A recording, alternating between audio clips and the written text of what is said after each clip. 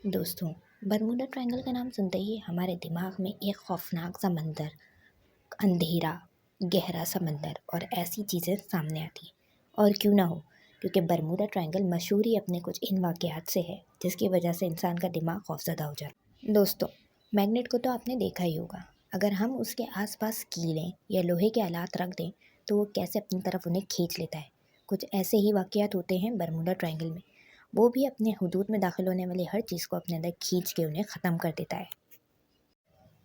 दोस्तों, Bermuda triangle आखिर Bermuda triangle क्यों कहते हैं? इसकी वजह ये है कि ये प्यूर्टो, बरमूडा और फ्लोरिडा के कोनों को मिला के एक ट्रायंगल शेप बनाता है, यानी तिकोनी शेप। और अब इसे इसके वाक़यात की वजह से डेविल्स ट्रायंगल के नाम से भी जाना जाता है। दोस्तों, अब तक के रिकॉर्ड के मुताबिक ये ट्रेवल्स ट्रायंगल तकरीबन 50 से ज़ायद बहरी जहाज़ों, छोटे और बड़े जहाज़ों को अपना शिकार बना चुका है।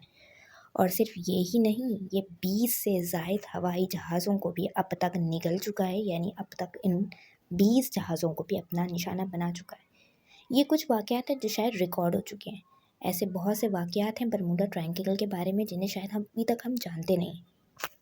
दोस्तों, ये बात जान के आपको हैरानगी होगी कि कुछ लोग ऐसे भी हैं जो बरमूडा ट्रायंगल के हुदूद में दाखिल हो के भी ज़िंदा वापस सलामत पहुंच चुके हैं, यानी अपने घर को जा चुके हैं।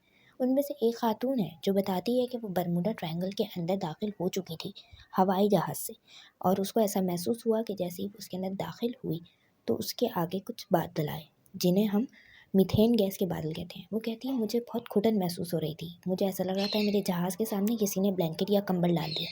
मुझे कुछ दिखाई नहीं दे रहा था और मेरा कंपास ने भी काम करना छोड़ दिया था। मुझे नहीं पता कि मैं किस तरीके से बरमूडा ट्रायंगल से निकल के सही सलामत वापस पहुंची हूँ। दोस्तों, ऐसे ही बहुत से लोग बरमूडा ट्रायंगल से बच के आ चुके हैं और बताते हैं कि बरमूडा ट्रायंगल में दाखिल होते ही एक अजीब सा साइक्लोन या तूफान बर्पा हो जाता है। आपके हाथ में जो कंपास होता है वो भी बिल्कुल ख़राब हो जाता है या आपको डायरेक्शन नहीं बताता। आसमान से बड़े बड़े आग के गोले बरसना शुरू हो जाते हैं।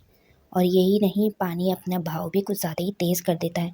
उसका कोई डायरेक्शन नहीं होता। पानी में एक अजीब किस्म की लहरें हो जाती हैं। लहरें कुछ ज़रूरत से ज़्यादा ही बढ़ जाती हैं, जो कि हम तूफ़ान कहते हैं। दोस्तों, कुछ साल पहले ऐसा ही हुआ था कि एक कश्ती कुछ मुसाफिरों को अपने हमरा लिए इसी बरमूडा ट्रायंगल के अंदर दाखिल हो गई। कुछ दिन तक उस कश्ती का और मुसाफिरों का ना पता चला, मगर कुछ दिन बाद मौजूदाना तौर पर वो कश्ती साहिल पे आई और देखने को क्या मिलता है कि उसके अंदर कोई जानदार मौजूद नहीं था। हालांकि उन इंसानों की चीज़ें, उनके खाने पीने की चीज़ें बिल्कुल सही सलामत वहाँ पे मौजूद थी।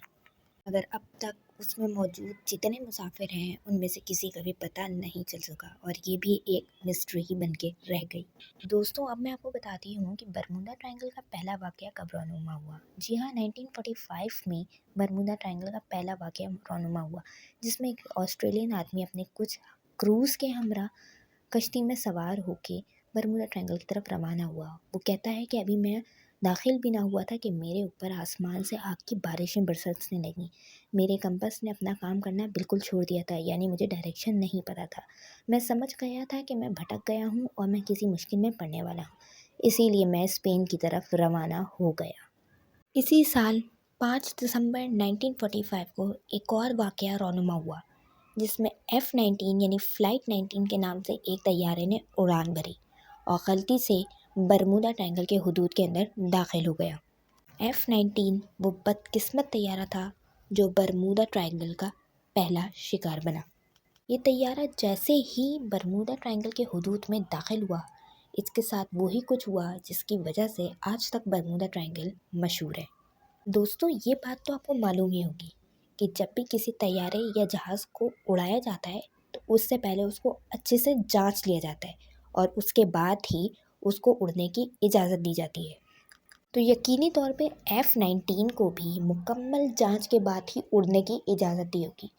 मगर हैरत की बात यह है कि जैसे ही ये तैयारा बरमूडा ट्रायंगल के हुदूद के अंदर दाखिल हुआ, पायलट ने कंट्रोल सेंटर को ये बताया कि उसका फ्यूल टैंक बिल्कुल खाली हो चुका है, यानी वो अब इस जहाज़ को मज़ीद नहीं उड़ा सकते। उसने एक और बात कही कि कोई ऐसी ताकत है जो हमें नीचे की तरफ बहुत ताकत से खींच रही है, जैसे कि कोई मैग्नेट।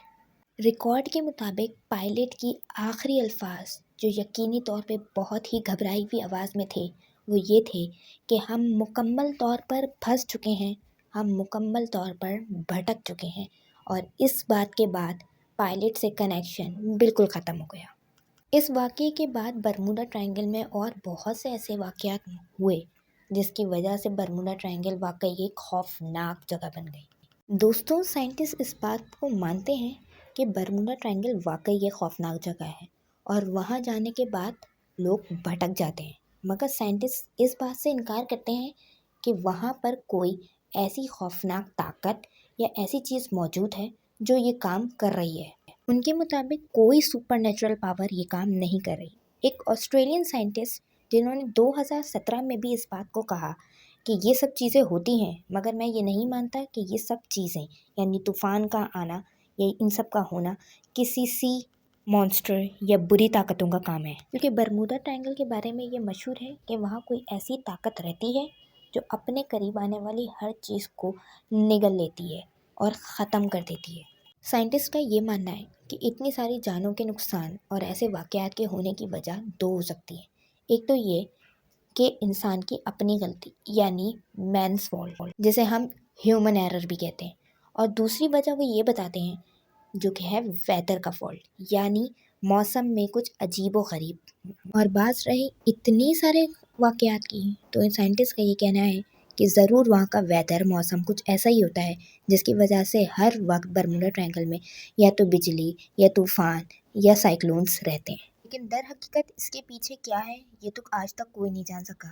اس کی اصل حقیقت تو صرف اللہ ہی کو پتہ ہے، مگر سائنٹسٹ آج بھی برموڈا ٹرائنگل کی حقیقت کو جاننے میں لگے ہوئے ہیں۔ دوستوں، آج کی ویڈیو کے لیے صرف اتنا ہی۔ امید کرتی ہوں کہ میری آج کی ویڈیو سے آپ کو بہت ساری نئی باتیں پتہ چلیں اور آپ نے آج کی اس ویڈیو کو ضرور پسند بھی کیا ہوگا۔ اگر آپ لوگ ایسے ہی ٹاپکس کے اوپر مزید معلوماتی ویڈیوز حاصل کرنا چاہتے ہیں یا دیکھنا چاہتے ہیں تو میرے اس پیج کو لائک، شیئر اور سبسکرائب ضرور کر دیجیے گا، اور ہاں، بیل آئیکن کو بھی یاد سے دبا دیجیے گا تاکہ میری ہر نیو ویڈیو آپ تک پہنچتی رہے۔